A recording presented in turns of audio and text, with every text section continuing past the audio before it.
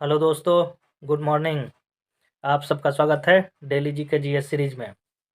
इस सेशन में केमिस्ट्री और हिस्ट्री के क्वेश्चन शामिल किए गए हैं।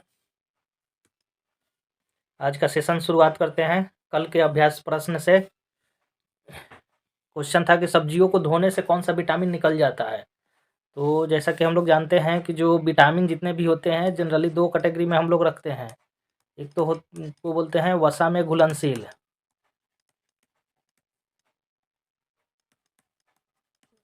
तो वसा में घुलनशील कौन सा होता है?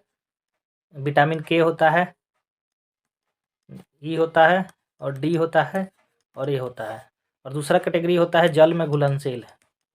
जल में घुलनशील कौन से होते हैं? विटामिन सी होता है और बी होता है।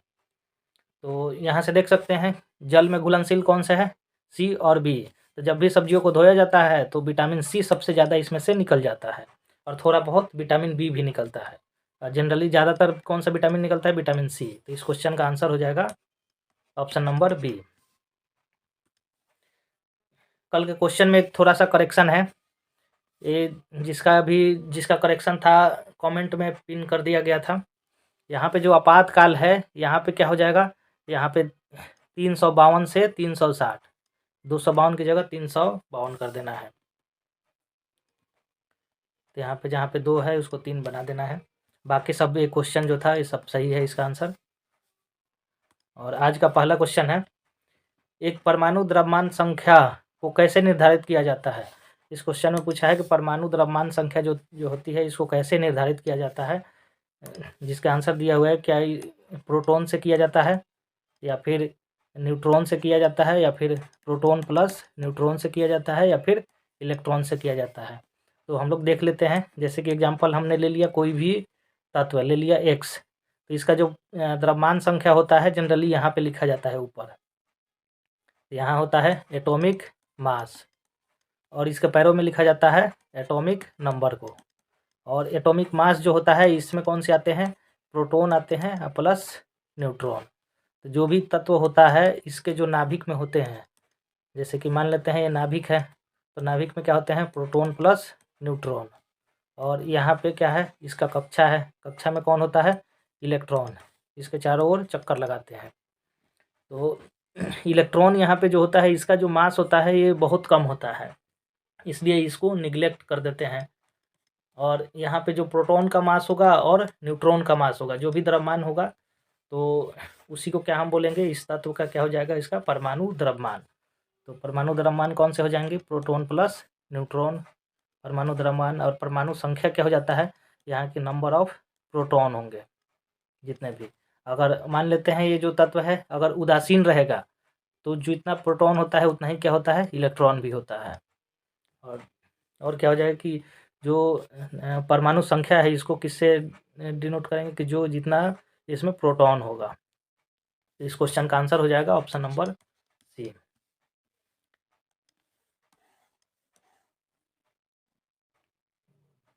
नेक्स्ट क्वेश्चन है, निम्न में से अधिकतम द्रव्यमान किसका होता है। ये इलेक्ट्रॉन, प्रोटॉन, न्यूट्रॉन और हाइड्रोजन न्यूक्लियस दिया हुआ है और पूछा गया है कि इसमें से किसका द्रव्यमान सबसे ज़्यादा होता है। तो हम सबसे पहले देख लेते हैं सबका जो द्रव्यमान होता है कितना कितना होता है। द्रव्यमान को जनरली AMU में डिनोट किया जाता है, एटॉमिक मास यूनिट।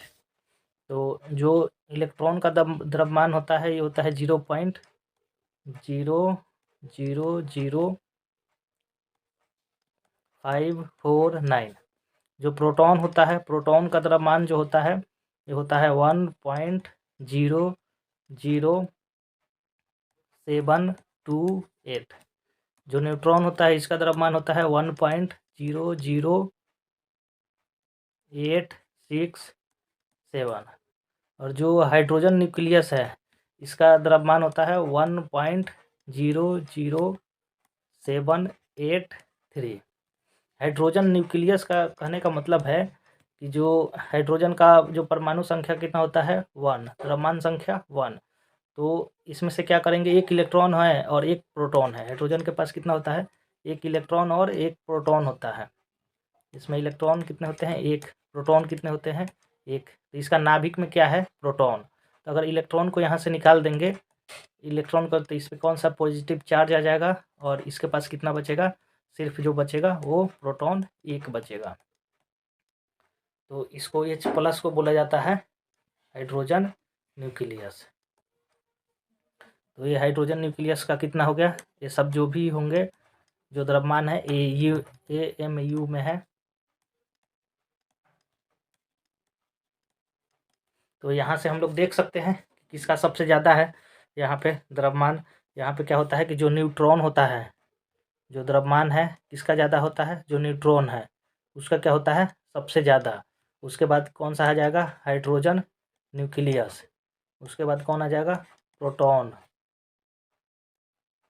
उसके बाद कौन सा आ जाएगा, इलेक्ट्रॉन। तो ये हो गए द्रव्यमान। तो जो द्रव्यमान है ये हो गया हमारा, इसका ऑर्डर याद रखना है हमेशा, ये वैल्यू की कोई ज़रूरत नहीं है, बस ऑर्डर याद रहना चाहिए कि न्यूट्रॉन का द्रव्यमान ज़्यादा होता है, उसके बाद हाइड्रोजन न्यूक्लियस हो गया, उसके बाद प्रोटॉन, उसके बाद इलेक्ट्रॉन। तो इस क्वेश्चन का आंसर हो जाएगा option number C. Third question है, एवोगाड्रो संख्या का मान कितना होता है। इसमें एवोगाड्रो संख्या पूछा हुआ है। तो सबसे पहले हम लोग देख लेते हैं एवोगाड्रो संख्या। तो ये क्या है, इसको डिनोट किया जाता है Na से, और इसका मतलब होता है कि जैसे कोई भी एक मोल है, तो एक मोल में जो भी परमाणु की संख्या होगी, परमाणुओं की संख्या, उसको कितना बोला जाता है, एवोगाड्रो। एक मोल में जो भी परमाणु की संख्या होगा उसको डिनोट किया जाता है एवोगाड्रो संख्या से। या इसका एक और मतलब होगा कि जो 12 ग्राम, अगर हम लोग कार्बन 14, जो 12 ग्राम कार्बन 14 नहीं, यहाँ पे कार्बन 12 होगा।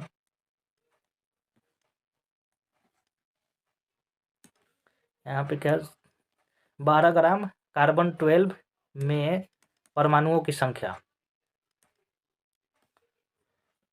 अगर 12 ग्राम हम लोग कार्बन लेंगे, कार्बन 12, उसमें जितने भी परमाणु की संख्या होगी उसको क्या बोला जाएगा, एवोगाड्रो संख्या। और ये किसके बराबर होती है, जो यहाँ पे होता है 6.023 इंटू 10⁻23। इसको एक ये बोला जाता है एवोगाड्रो संख्या। और ये संख्या कितनी होती है, 12 ग्राम कार्बन 12 में परमाणुओं की संख्या को बोला जाता है एवोगाड्रो संख्या। और वो जो संख्या होती है वो होती है 6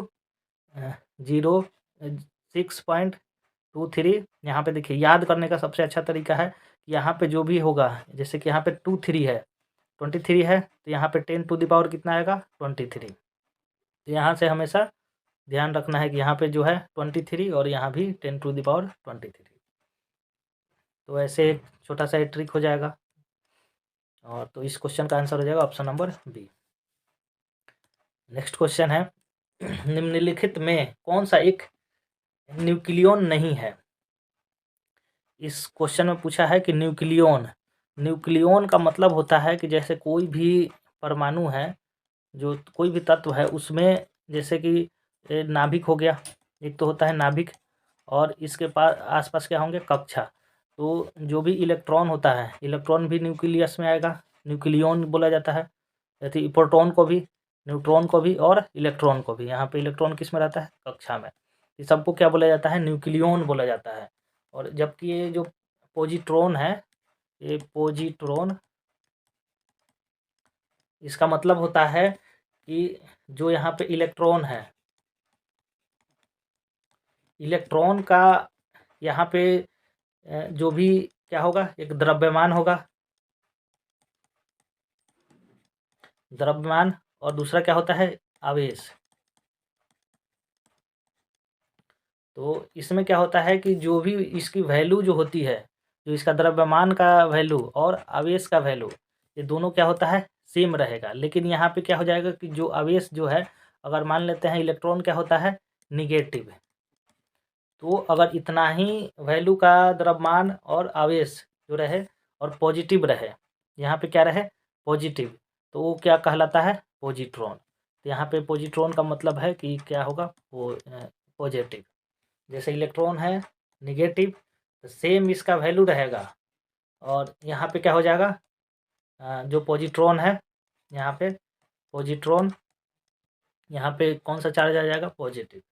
तो वैल्यू क्या रहेगा, दोनों की सेम रहेगी, उसी को बोला जाता है पॉजिट्रॉन। तो ये न्यूक्लियन का हिस्सा नहीं होता है, तो इसलिए इस क्वेश्चन का आंसर हो जाएगा option number D. Next question है, किसी परमाणु का रासायनिक व्यवहार निर्भर करता है, जो परमाणु होते हैं उसका जो रासायनिक व्यवहार होगा किस पे निर्भर करेगा। तो जैसे कि कोई भी तत्व होता है, कोई भी तत्व है वो रिएक्शन करेगा, जैसे कि यहाँ पे कार्बन है, किससे यहाँ पे मान लेते हैं ऑक्सीजन से रिएक्शन किया, क्या बना है यहाँ पे CO2। जब कार्बन को जलाते हैं ऑक्सीजन से तो क्या बनता है, CO2 बना। तो यहाँ पे क्या है, इसका जो इलेक्ट्रॉन होता है और इसका इलेक्ट्रॉन, तो जो भी यहाँ पे रिएक्शन हुआ है, रासायनिक अभिक्रिया हुआ, तो इसमें कौन से भाग लेते हैं, जो इलेक्ट्रॉन होते हैं वो भाग लेते हैं। तो जितना इलेक्ट्रॉन जो भी तत्व होगा उसमें इलेक्ट्रॉनों की संख्या पर ही निर्भर करेगा कि उसका रासायनिक व्यवहार कैसा होगा। तो क्योंकि जो रासायनिक अभिक्रिया होती है उसमें कौन से भाग लेते हैं, इलेक्ट्रॉन भाग लेते हैं। तो इसीलिए जो तत्व का जितना इलेक्ट्रॉन होगा वही डिसाइड करेगा कि उसका रासायनिक व्यवहार कैसा होगा। तो ये हो जाएगा, तो इसका जो ऑप्शन हो जाएगा कि जो न्यूक्लियस के इर्द गिर्द जो इलेक्ट्रॉन घूमते हैं उसकी संख्या पर निर्भर करेगा जो भी तत्व होगा उसका रासायनिक व्यवहार। तो इस क्वेश्चन का आंसर हो जाएगा option number C. Next question है, निम्नलिखित में से कौन सा एक आवेश रहित कण है। इस क्वेश्चन में पूछा है कि जो यहाँ पे ऑप्शन दिया हुआ है इसमें किसमें चार्ज नहीं होता है, कोई भी आवेश नहीं होता है। तो यहाँ पे देखते हैं लोग, यहाँ पे जो प्रोटॉन होता है इस पर कौन सा चार्ज होता है, पॉजिटिव। इलेक्ट्रॉन जो होता है इस पर कौन सा चार्ज होता है, निगेटिव, यहाँ पे निगेटिव होता है। और जो अल्फा कण है तो अल्फा पे भी कौन सा होता है, पॉजिटिव चार्ज होता है। और यहाँ पे जो न्यूट्रॉन होता है इस पर कोई भी चार्ज नहीं होता है। तो न्यूट्रॉन पे क्या होता है, चार्ज, आवेश नहीं होता है। तो इसलिए क्या हो गया, न्यूट्रॉन आवेश रहित हो गया। इसलिए इस क्वेश्चन का आंसर हो जाएगा option number D. Next question है, परमाणु का संघटन करने वाले 3 मौलिक कण कौन से हैं।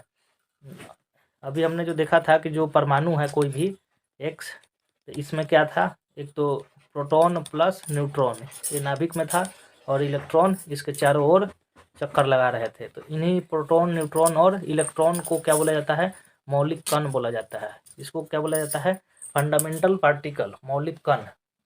तो वो कौन से हो जाएंगे, प्रोटॉन, न्यूट्रॉन और इलेक्ट्रॉन। तो यहाँ पे ऑप्शन में देख लेते हैं, प्रोटॉन, न्यूट्रॉन और प्रोटॉन, इलेक्ट्रॉन और न्यूट्रॉन। तो इसका ऑप्शन नंबर सी सही हो जाएगा। नेक्स्ट क्वेश्चन है, 1897 ईस्वी में इलेक्ट्रॉन की खोज किसने की थी। यहाँ पे पूछा है क्वेश्चन में कि इलेक्ट्रॉन की खोज, इलेक्ट्रॉन की खोज। तो इसका जो खोज है किसने किया था, जे थॉमसन ने। और कब किया था, 1897 ईस्वी में। यहाँ से जो इलेक्ट्रॉन की खोज है ये किसने किया है, जे थॉमसन ने। और वो कब किया है, 1897 में। और ये जो इलेक्ट्रॉन की खोज है इसके लिए इनको क्या मिला है, नोबेल प्राइज भी मिला हुआ है। नोबेल प्राइज जे थॉमसन को मिला हुआ है, किस चीज़ के लिए, इलेक्ट्रॉन की खोज के लिए। और इलेक्ट्रॉन की खोज 1897 ईस्वी में हुआ है। इसलिए इस क्वेश्चन का आंसर हो जाएगा option number A. Next question है, सभी परमाणुओं में पाए जाने वाले स्थिर नकारात्मक चार्ज वाले कण कौन से हैं। तो एक क्या पूछा हुआ है कि कौन सा ऐसा कण है जो सभी परमाणु में पाए जाते हैं, सभी परमाणुओं में पाए जाएंगे, पाए जाते हैं। और दूसरा उसमें क्या है कि नकारात्मक चार्ज है। नकारात्मक का मतलब है कि जो निगेटिव चार्ज हो। और तो देखते हैं लोग, जो यहाँ पे जो प्रोटॉन है और इलेक्ट्रॉन, यहाँ पे इलेक्ट्रॉन और प्रोटॉन, ये जितने भी परमाणु होते हैं उसमें ये होगा ही, इलेक्ट्रॉन और प्रोटॉन। और उसके बाद जैसे कि मान लेते हैं हाइड्रोजन, तो हाइड्रोजन में क्या होता है, इलेक्ट्रॉन होता है एक, प्रोटॉन होता है एक, न्यूट्रॉन इसमें क्या होता है, नहीं होता है, जीरो होता है। तो इसलिए क्या हो जाएगा, इसके बाद जो भी तत्व होंगे उसमें क्या होगा, इलेक्ट्रॉन भी होगा, प्रोटॉन भी होगा और न्यूट्रॉन भी होगा। तो अगर ऐसा क्वेश्चन पूछा जाए कि कौन सा ऐसा कण है जो सभी परमाणुओं में पाया जाता है, तो वो हो जाएंगे इलेक्ट्रॉन और प्रोटॉन। और इस क्वेश्चन में एक और पॉइंट जुड़ा हुआ था कि जो नकारात्मक हो, तो प्रोटॉन क्या होता है, ये पॉजिटिव होता है, इलेक्ट्रॉन जो होता है निगेटिव होता है। इसलिए इस क्वेश्चन का आंसर हो जाएगा option number C. Next question है, हाइड्रोजन परमाणु का नाभिक क्या कहलाता है। तो जो हाइड्रोजन परमाणु होता है, इसमें क्या होता है, इलेक्ट्रॉन कितने होते हैं, एक, प्रोटॉन कितने होते हैं, एक, न्यूट्रॉन कितना होता है, 0। और नाभिक में क्या होता है, जो नाभिक है इसमें होते हैं प्रोटॉन प्लस न्यूट्रॉन। तब यहाँ पे हाइड्रोजन के लिए क्या है, यहाँ पे न्यूट्रॉन 0 है, तो इसमें क्या बच जाएगा, हाइड्रोजन के लिए हाइड्रोजन के लिए नाभिक में सिर्फ प्रोटॉन बच जाएगा, तो इसलिए इसको क्या बोला जाता है, प्रोटॉन बोल दिया जाता है। तो हाइड्रोजन के परमाणु के नाभिक को प्रोटॉन बोला जाता है। इस क्वेश्चन का आंसर हो जाएगा option number C. Next question है, इतिहास के आरंभिक काल को निम्नलिखित में से क्या कहा जाता है। तो यहाँ पे हिस्ट्री का जो है कि जो आरंभिक काल है इसको बोला जाता है, पहले तो यहाँ पे इसको बोला जाता है प्रागैतिहासिक काल। प्रागैतिहासिक काल, प्रागैतिहासिक काल बोला जाता है। और इसको कभी कभी पाषाण काल भी बोल दिया जाता है, पाषाण काल। और इसमें क्या हो जाता है, इसमें 3 कैटेगरी में इसको भी डिवाइड कर देते हैं, 3 कैटेगरी में। यहाँ पे पहला कौन सा आता है, पहले वाले को बोलते हैं, सबसे पहले वाला हो जाएगा पूर्व पाषाण काल, उसके बाद मध्य पाषाण काल, और उसके बाद नव पाषाण काल। और इसका जो डेट होता है, जैसे पूर्व पाषाण काल ये कहाँ से हो जाएगा, इन्फिनिटी, मतलब जो सबसे शुरुआत कहाँ से होती है, पूर्व पाषाण काल से, और यहाँ से 8000 BC तक। और यहाँ पे क्या हो जाएगा, मध्य पाषाण काल में 8000 BC से 4000 BC तक। और जो नव पाषाण होता है ये कहाँ से होता है, ये 4000 BC से ये हो जाएगा 2500 BC तक। तो यहाँ से देख सकते हैं लोग कि जो इतिहास का आरंभिक काल कौन सा हो जाएगा, पूर्व पाषाण काल। तो इस क्वेश्चन का आंसर हो जाएगा ऑप्शन नंबर ए।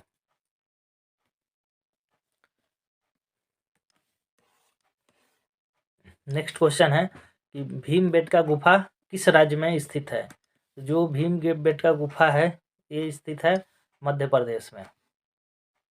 और यहाँ से कुछ जो यहाँ से साक्ष्य मिले हुए हैं, तो पहली बात तो यहाँ से कब कब का साक्ष्य मिला हुआ है, जो पूर्व पाषाण काल है,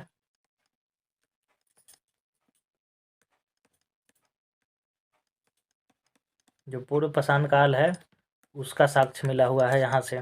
और यहाँ से मिला क्या है, यहाँ पे मिला है गुफा पेंटिंग। गुफा पेंटिंग जो है, केव पेंटिंग भी बोला जाता है, केव। तो गुफा पेंटिंग कहाँ से मिला हुआ है, भीमबेटका गुफा में। और ये कहाँ पे है, मध्य प्रदेश में स्थित है। और ये कब का साक्ष्य है, पूर्व पाषाण काल का, जब इतिहास की जब शुरुआत हुई थी। तो इस क्वेश्चन का आंसर हो जाएगा ऑप्शन नंबर डी।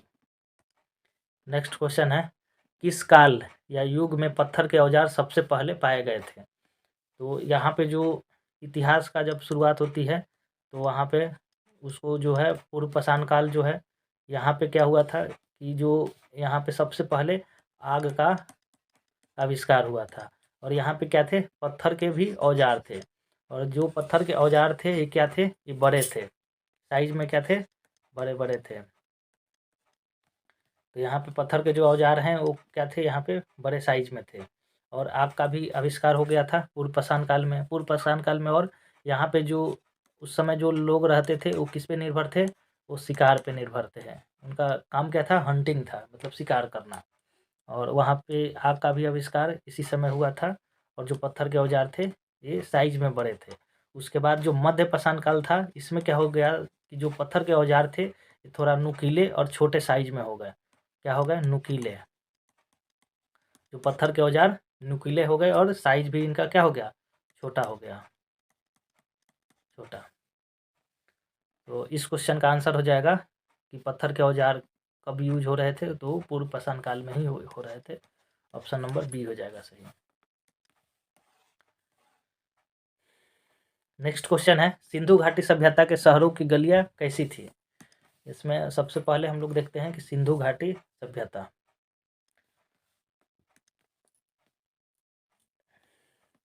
पहले तो यहाँ पे देखते हैं कि सिंधु घाटी सभ्यता है, इसका काल कब से कब तक है। यहाँ 2500 BC से 1750 BC तक।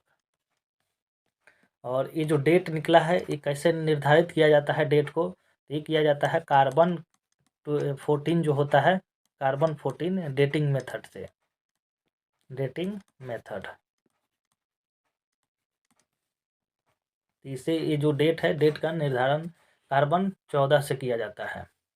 और यहाँ पे जो सिंधु घाटी सभ्यता थी, यहाँ पे जो यहाँ पे सड़कें थी, सड़कें तो वो क्या थी, यहाँ पे मान लेते हैं सड़क है, तो सड़क कैसी थी, ये चौड़ी थी।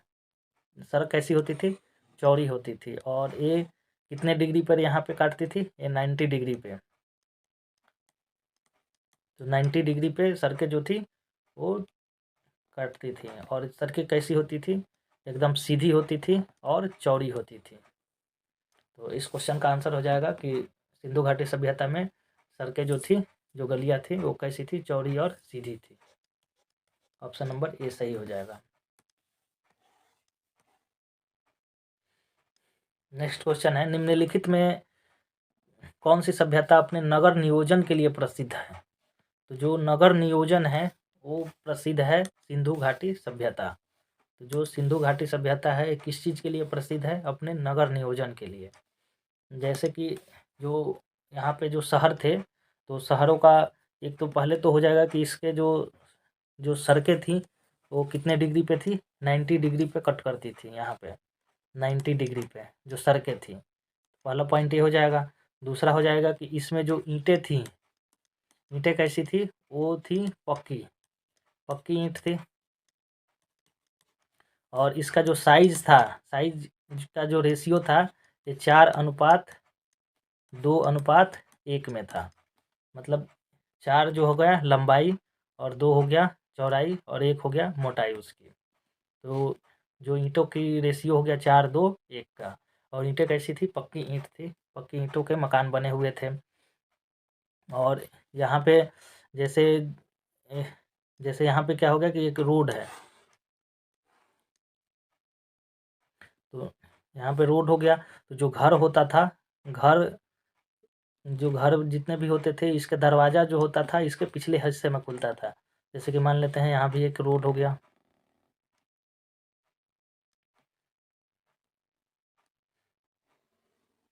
तो इसका जो दरवाज़ा होता था, यहाँ पे क्या होता था, एक गली होती थी, गली। और इसका जो दरवाज़ा ये पीछे की साइड खुलता था। ये जो मेन रोड है, ये भी मेन रोड है, तो मेन रोड पे नहीं खुल करके ये मेन रोड से पीछे खुलता था गलियों में। तो इस क्वेश्चन का आंसर हो जाएगा option number A. Next question है, हड़प्पा के खंडहर निम्नलिखित में से किस नदी के तट पर पाए जाते हैं। तो जो सिंधु घाटी सभ्यता थी, उसमें जो हड़प्पा है, ये क्या था, ये पहला साइट था जो खोजा गया था। तो पहले पॉइंट तो ये हो गया कि ये कौन सा हो गया, पहला साइट हो गया। तो पहला साइट जो खोजा गया वो कौन सा था, हड़प्पा, तो फर्स्ट साइट हो गया। और इसका जो खोज है वो किसने किया है, खोज, ये हो जाएगा दयाराम साहनी ने, दयाराम साहनी, इन्होंने खोज किया है। और इसमें इनका साथ किसने दिया था,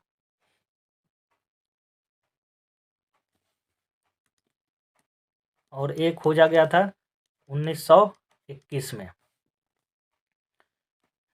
और ये जो साइट है ये कहाँ पे स्थित है, ये है पाकिस्तान में, पाकिस्तान के पंजाब में।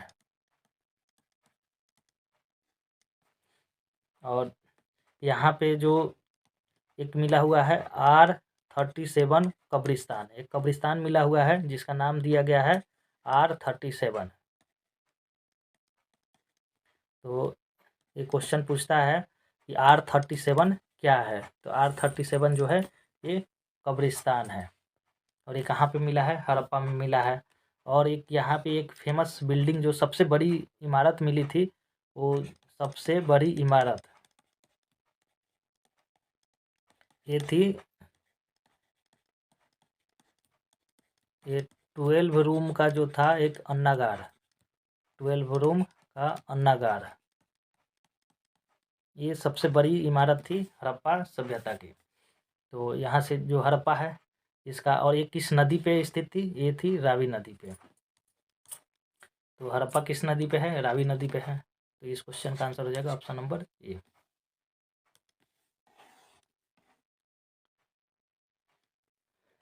नेक्स्ट क्वेश्चन है, सिंधु घाटी सभ्यता के निम्नलिखित स्थानों में से कौन सा स्थान सिंधु नदी के किनारे पर स्थित था। यहाँ पे जो सिंधु नदी है, इंडस रिवर, सिंधु नदी, ये इस पे कौन सा शहर बसा हुआ था, ये मोहनजोदड़ो था। मोहनजोदड़ो किस पे है, सिंधु नदी पे है।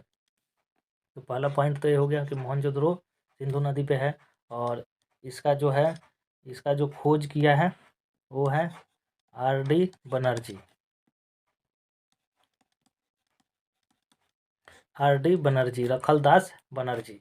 और इसमें ये इस खोज में इसमें साथ दिया था K.N. दीक्षित ने, K.N.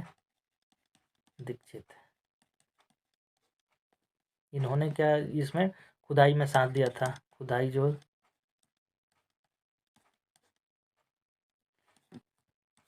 और ये कब खोज हुआ था, ये हुआ था 1922 में।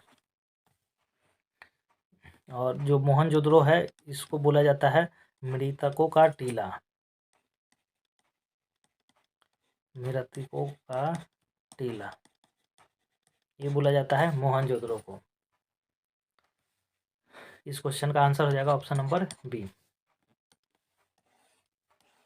नेक्स्ट क्वेश्चन है, मोहनजोदड़ो में सबसे बड़ा भवन कौन सा है। जो मोहनजोदड़ो है यहाँ से जो सबसे बड़ा भवन था वो था,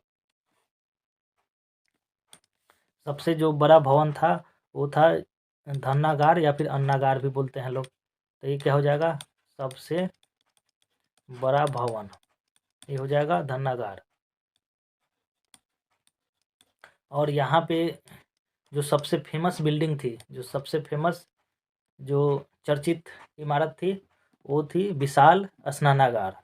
जो विशाल स्नानागार है ये कौन सी हो गई, ये सबसे चर्चित या फिर महत्वपूर्ण इमारत अगर पूछा जाएगा तो हो जाएगा स्नानागार,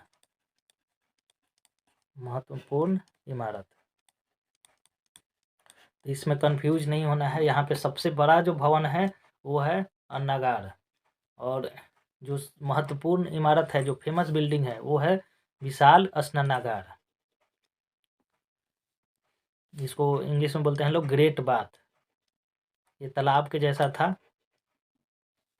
तो इस क्वेश्चन का आंसर हो जाएगा ऑप्शन नंबर बी, कि सबसे बड़ा भवन जो धन्नागार या फिर अन्नागार है वो है। नेक्स्ट क्वेश्चन है, सिंधु घाटी के लोगों की एक महत्वपूर्ण रचना निम्नलिखित में से किस मूर्ति की थी। तो यहाँ पे जो एक मूर्ति का पूछा गया है कि मूर्ति कौन सा महत्वपूर्ण है, तो इसमें अगर देखा जाएगा तो एक तो नृत्य करती हुई बालिका, ये भी मिला था सिंधु घाटी सभ्यता से। ये जो नटराज की मूर्ति थी जिसको लॉर्ड शिवा थे, ये भी मिला हुआ है वहाँ से। लेकिन जो सबसे ज़्यादा फेमस है वो कौन है, ये जो नृत्य करती हुई बालिका। तो और ये किस मटेरियल का बना हुआ था, एक कांस्य का बना हुआ था। इसी से पता चला था कि उस टाइम पे जो कांस्य थे, कांस्य के बहुत सारे जो यहाँ से बर्तन मिले हुए हैं। और ये नृत्य करती हुई बालिका, ये भी किसका बना हुआ था, कांस्य का बना हुआ था। इसीलिए इस सभ्यता का भी नाम क्या पड़ा कि कांस्य युगीन सभ्यता, ब्रॉन्ज एज सिविलाइजेशन। तो इस क्वेश्चन का तो आंसर हो जाएगा ऑप्शन नंबर बी हो जाएगा।